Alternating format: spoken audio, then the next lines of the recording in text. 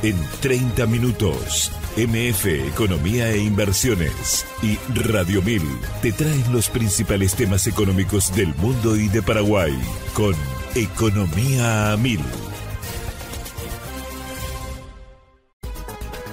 Este podcast es presentado por la Bolsa de Valores de Asunción, promoviendo los valores del mercado.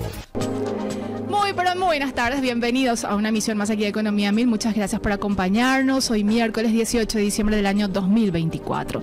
Ya lista, presta para esta entrevista en compañía de Fabricio Filippi. ¿Cómo estamos, Fabricio? ¿Qué tal? Bienvenido. Todo bien, Prince. ¿Cómo estás?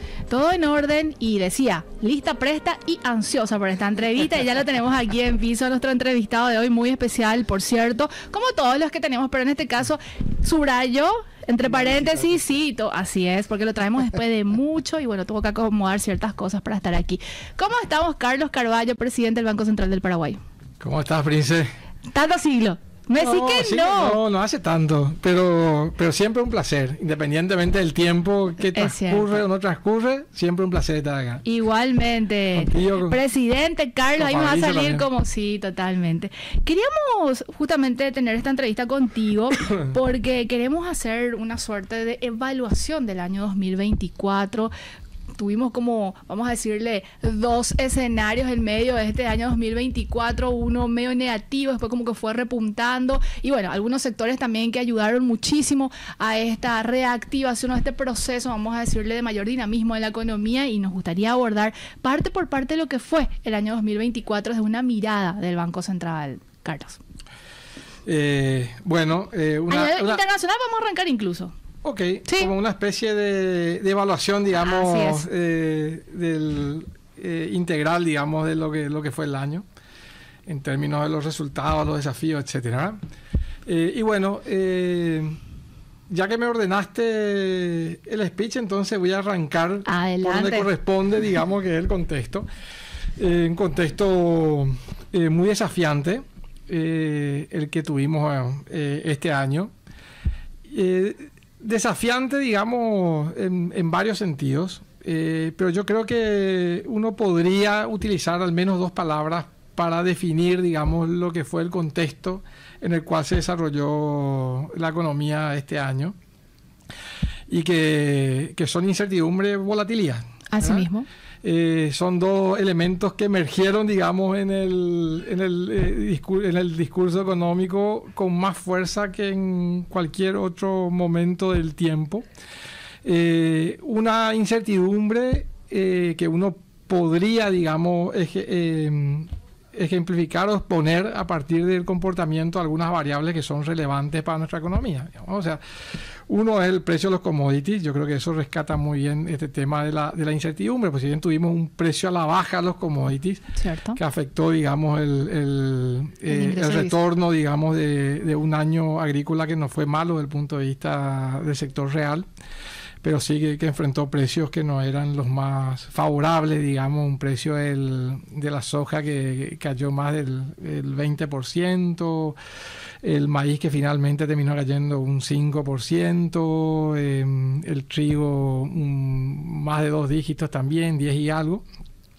Entonces fue un año, digamos, en que los términos de intercambio no fueron muy favorables para el país. Pero ¿dónde está la incertidumbre? Ahí la incertidumbre está ahí, es... Bueno, ¿qué va a pasar a futuro, digamos? Ahora, ¿qué va a pasar por el lado de la oferta? ¿Qué va a pasar por el lado de la demanda? Tenemos básicamente los países que son mercados relevantes para estos productos, como China, están en un proceso de ralentización del crecimiento, o sea, con un aterrizaje hacia niveles de crecimiento mucho menores que los que históricamente venían enfrentando. Entonces, la pregunta ahí es los conflictos geopolíticos, las medidas que va a tomar el gobierno americano y la dinámica de economías, digamos, que fueron motores de crecimiento como China. Cómo van a impactar, digamos, el precio futuro, si este es un piso a partir del cual se va a estabilizar o no. Entonces hay una incertidumbre relevante. Otra fue básicamente Estados Unidos, y específicamente la tasa de interés americana, que hablamos un poco antes de entrar acá. En diciembre del año pasado nosotros, o el mundo, los analistas económicos esperaban, digamos, que el proceso de normalización de política monetaria de Estados Unidos comenzara el primer trimestre. Eso se extendió primero hasta junio, después comenzó, digamos, ese proceso de normalización en septiembre, donde redujeron 50 puntos básicos. Después la idea era, bueno, van a reducir 75 puntos básicos en lo que resta del año, terminaron reduciendo 25 en noviembre. Y ahí hubieron básicamente varias sorpresas desde el punto de vista del comportamiento de la economía norteamericana en términos de crecimiento, generación de empleo, etcétera. Fue mucho mejor de lo que esperaba. Y otro elemento de incertidumbre es, bueno, ¿qué pasa aquí en adelante? O sea, ya sabemos un poco para dónde va la política económica del nuevo presidente de Estados Unidos, lo que no sabemos es la intensidad. O sea, sabemos que pueden haber más aranceles, sabemos que tiene un objetivo pro crecimiento, que se va a materializar a partir de una caída de algunos impuestos para estimular la actividad económica. Lo que no estamos muy seguros todavía es en cuanto, digamos, algún tipo de recorte de gasto puede ayudar a no aumentar mucho el déficit o sí, digamos. Ahora, esos impactos sobre el dólar en los mercados, sobre el movimiento del dólar también es una incertidumbre que vamos a ver ahí cómo reaccionan, digamos, los socios comerciales como China, si es que devalúan el renminbi o no y entramos en una guerra comercial. Todo eso es parte de la incertidumbre que todavía tenemos. Y finalmente la volatilidad, si uno analiza, por ejemplo, algunos indicadores de volatilidad como el índice VIX, que analiza básicamente la volatilidad de los mercados financieros, lo que vimos es que este año, comparado con cualquier otro año en el pasado, este indicador tiene varias zonas. Había una zona de inestabilidad o de preocupación y una zona de turbulencia, digamos, ¿verdad? En 2 veces pasamos la zona de turbulencia, nos habíamos pasado antes, y una buena parte del año estuvimos en la zona de preocupación, digamos. O sea, la volatilidad de la economía fue mucho mayor. Y en el caso nuestro, la naturaleza de los shocks ha cambiado en cuanto a la temporalidad. O sea, tenemos shocks mucho más frecuentes y más profundos también, sobre todo aquellos de carácter climático. Eso también es un factor de cierta volatilidad, digamos, en el caso nuestro. Entonces, ese es el contexto internacional. La noticia probablemente menos buena. La noticia más buena es que la economía respondió bien a todos los desafíos que tuvo desde la pandemia hasta acá. La economía paraguaya. La economía paraguaya. Así es. Respondió bien, emergió como una de las economías más resilientes de la región, creció por segundo año consecutivo en el entorno de su potencial, es decir, en torno a 4%.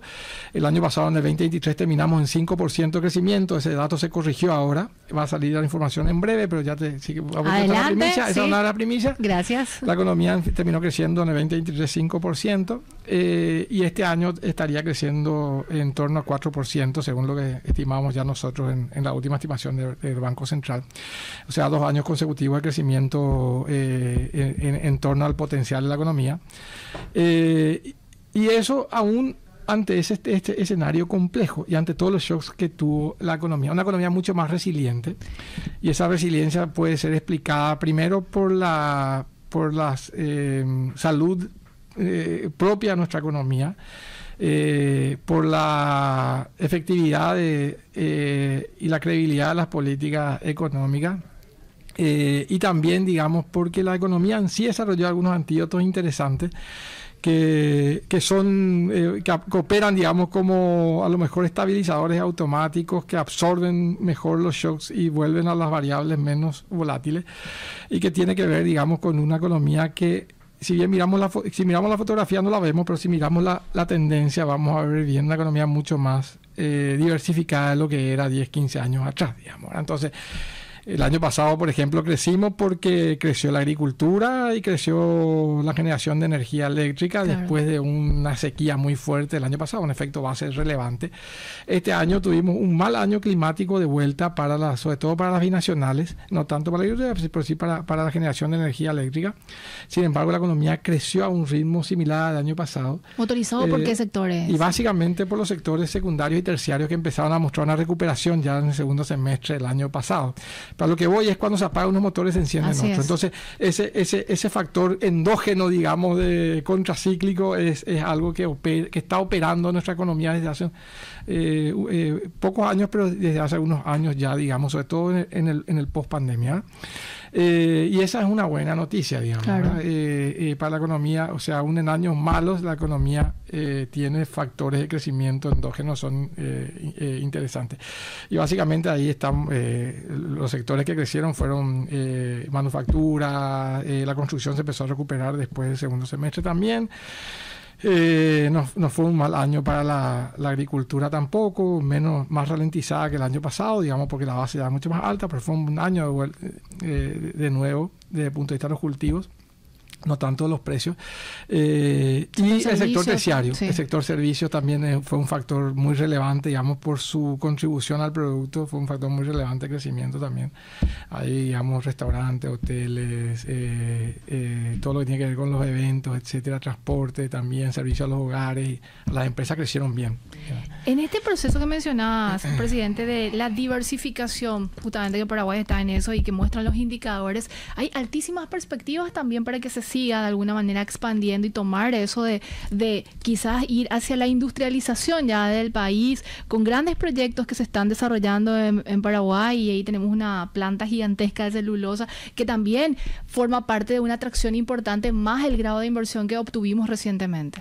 Sí, esa es la idea y esa es un poco la perspectiva, digamos, que existen para por lo menos para el año que viene, digamos.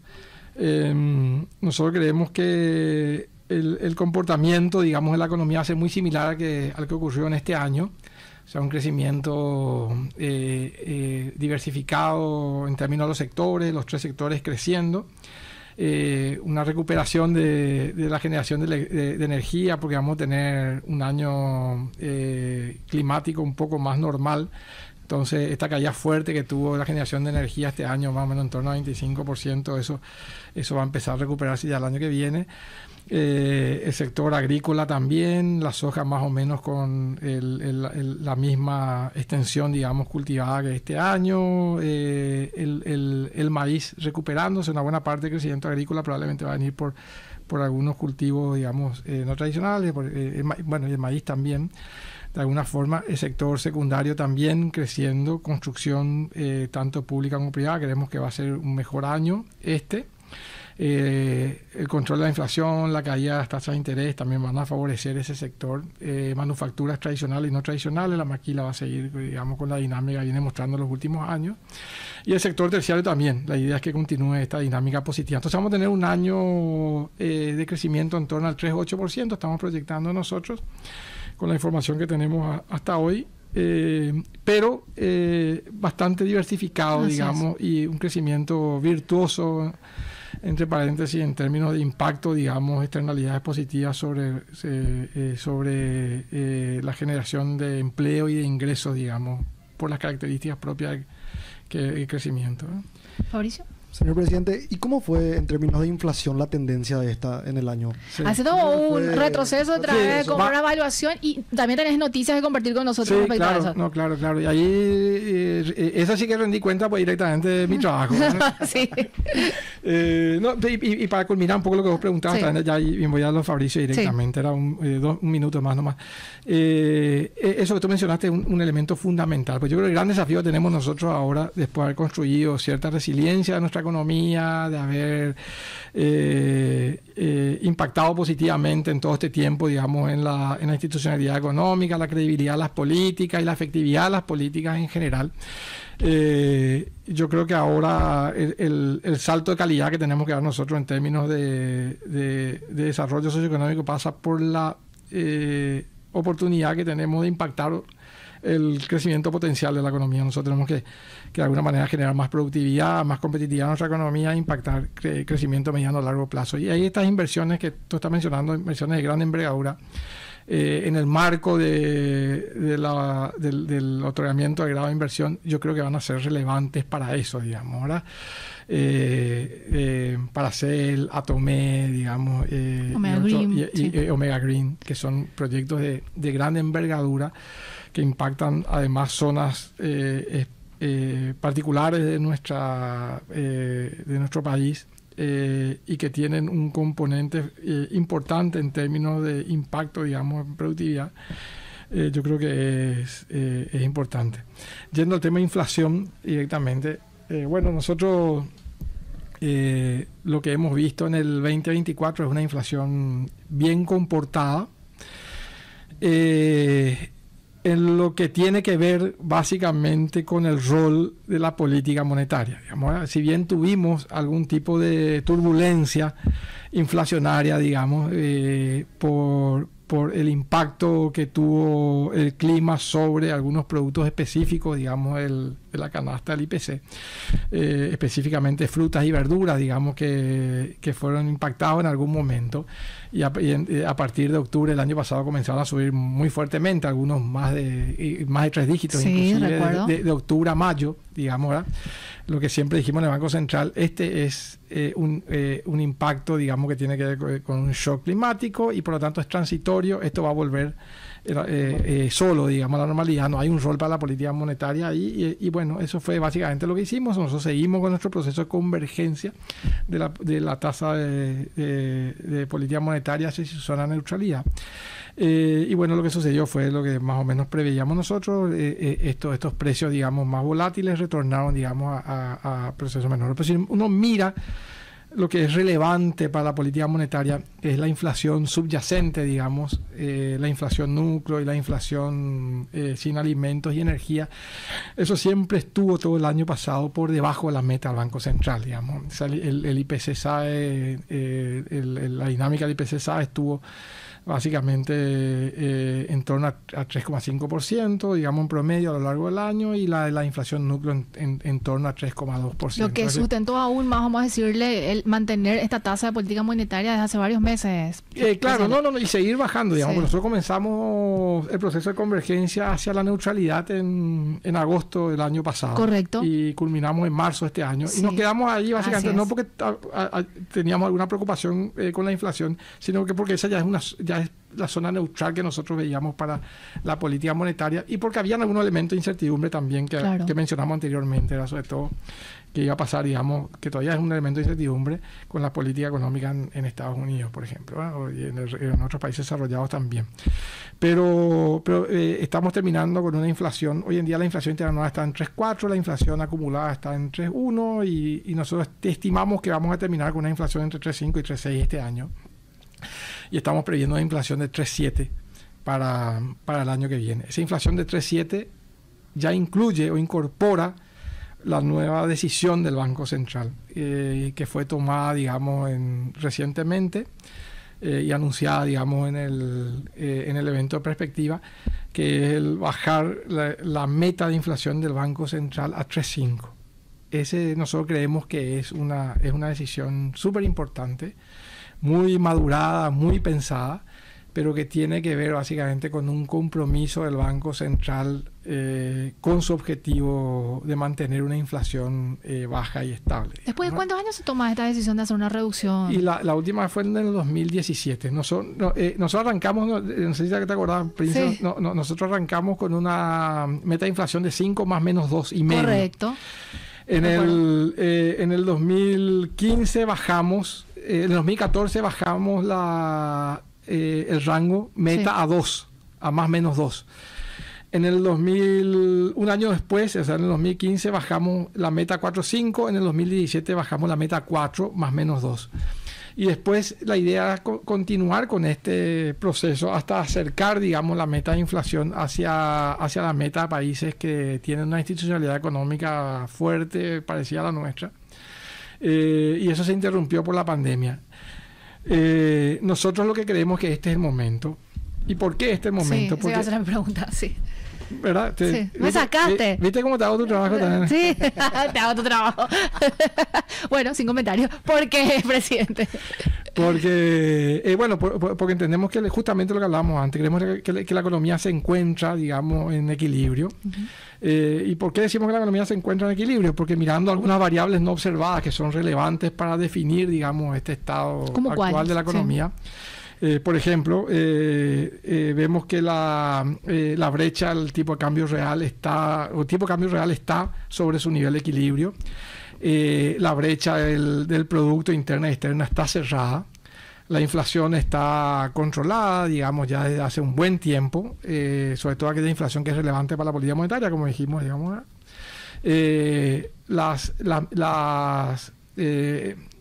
expectativas de inflación en todos los horizontes de política, a 6, 12 meses y en el horizonte de política monetaria están ancladas desde hace un buen tiempo.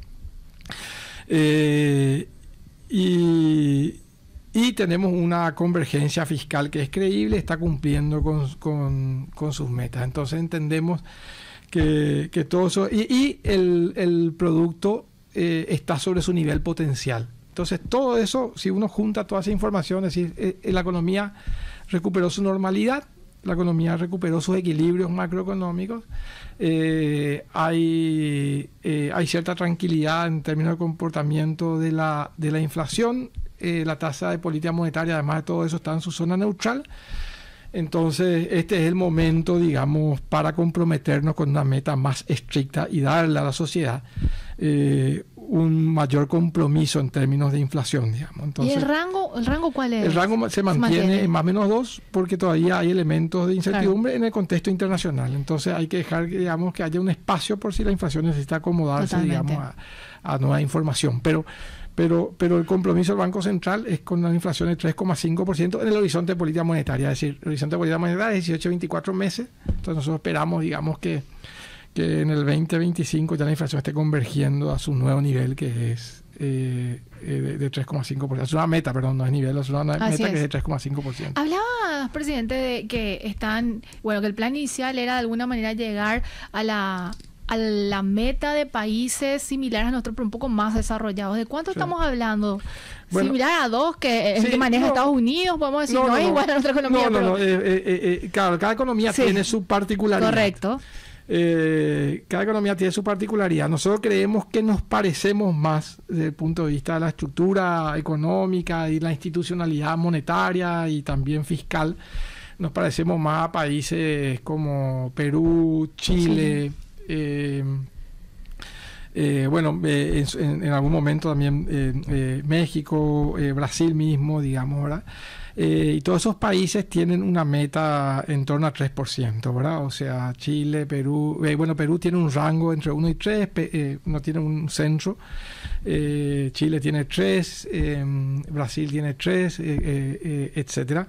Y nosotros creemos de que 3,5 es un buen número, digamos, en ese proceso hoy, para capturar las condiciones de nuestra economía, que es una economía que está en equilibrio, que tiene políticas económicas saludables, que tiene una economía que es resiliente y que tiene grado de inversión además. Pero probablemente en el largo plazo, digamos, nuestra meta de inflación esté cercana a ese número, entre 3 y 3,5, yo diría. O sea, 3,5 es un buen número para este momento, ¿verdad? 4 ya era no necesariamente elevado, claro. Jugó un rol importante en su momento, pero hoy en día nosotros tenemos condiciones de comprometernos más. O sea, vamos a tener que trabajar más en el Banco Central. Eso también te iba a consultar. Y también ahí decir, digamos, que bueno, yo creo que estamos cómodos, digamos, con esa decisión. Yo tengo una batería de preguntas igual que Fabricio, así que yo le doy paso y le pedimos ya también una cierta extensión a los compañeros que entran después. Vamos a adelante Fabricio. Otro tema que también fue relevante este año, sí. El tema del tipo de cambio, señor presidente. Sí. ¿Cuáles vos crees que son los factores, los componentes de repente que podrían ayudar a fortalecer de repente el guaraní frente al dólar? Después de un dólar demasiado apreciado, ¿verdad? Sí. Mira, yo creo que lo que más... un primer elemento. Sí. Ya que estamos hablando de meta de inflación, vamos a... ¿Cuáles nosotros vemos que son beneficios, digamos, de una inflación, de una meta de inflación más baja? Ahí va a aparecer un poco tu pregunta, por eso comienzo. Adelante. Uno es el tema de que eso favorece, digamos, una menor volatilidad de los precios en la economía, de la inflación. ¿Y eso por qué? Porque hay cierta evidencia empírica en trabajo, digamos, especializado, donde muestra que hay una correlación entre la media y la varianza de inflación. O sea, metas de inflación más bajas implican menos varianza, digamos, también en los precios. Otro efecto positivo es el impacto que tiene sobre una menor dispersión de los precios. Eso es un tema un poco técnico, pero de alguna forma hay menos brecha entre los precios que se ajustan y los precios que no se ajustan. Y esa menor brecha permite de alguna manera tomar mejores decisiones a los agentes económicos en términos de asignación de recursos, tanto públicos como privados. Otro elemento es el rol social del Banco Central. Muchas veces uno dice el Banco Central no tiene un rol social. Sí, tiene un rol social fundamental. Así es. Probablemente uno de los más importantes, que es de alguna manera mantener el valor del poder adquisitivo de la población, de su salario, digamos, de inflación. Entonces, comprometerse con una meta de inflación más estricta, más baja, favorece sobre todo a los sectores menos que tienen menor posibilidad de protegerse contra las variaciones de precios. Los ricos se pueden proteger de muchas formas, la gente que vive de su salario tiene menos posibilidades de protegerse, entonces de alguna manera hay un impacto positivo también sobre menores niveles de pobreza, básicamente pobreza monetaria sobre todo, y también favorece, digamos, la inequidad, digamos, ¿verdad? Porque como la inflación afecta más que proporcionalmente a los pobres, entonces es inequitativa. Totalmente. Por naturaleza. Y el tercer elemento tiene que un tipo de cambio, al tener una inflación más cercana a los países desarrollados, sobre todo a Estados Unidos, eso favorece también en el largo plazo una menor volatilidad del tipo de cambio, digamos, por tener una inflación más cercana, digamos, a la inflación de países desarrollados. Tipo de cambio, que es todo un tema. Un primer elemento, yendo a tu pregunta, digamos, ¿verdad? ¿Qué factores favorecen un tipo de cambio más estable? Sí.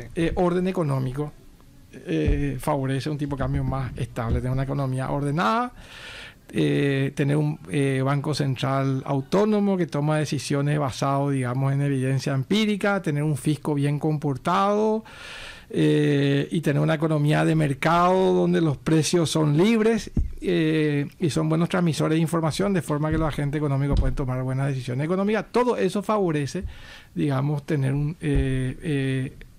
menos volatilidad de tipo de cambio. Ahora, el tipo de cambio se va a mover siempre, porque es un precio de la economía y se mueve, digamos, por las condiciones de oferta y demanda. Y se mueve también a veces, muchas veces, porque el precio de un activo, un precio mucho más nervioso que cualquier otro, se mueve básicamente en base a información y a expectativas también. Pero, ¿qué es lo que de alguna manera me permite sostener lo que te estoy diciendo anteriormente? Es ver cómo se comportó el tipo de cambio en este año. ¿Ya? Este año nosotros nos depreciamos respecto al dólar estadounidense aproximadamente en 7,5%. Chile se depreció 11%, Uruguay se depreció 16%, Brasil se depreció 25% y Argentina vamos a sacarle fuera la muestra. Sí, totalmente. Entonces, la pregunta es, ¿a nosotros nos afecta de igual manera el comportamiento global del dólar? Sí. ¿Qué es lo que de alguna forma mitiga esa cuestión? Y bueno, que nosotros estamos en una situación también de equilibrio de la economía. Entonces, el dólar se mueve aquí se ha movido por factores exógenos, se ha movido porque cayeron los términos de intercambio, se ha movido porque Estados Unidos mantuvo su tasa de interés durante más tiempo en niveles más elevados, higher for longer, ¿verdad?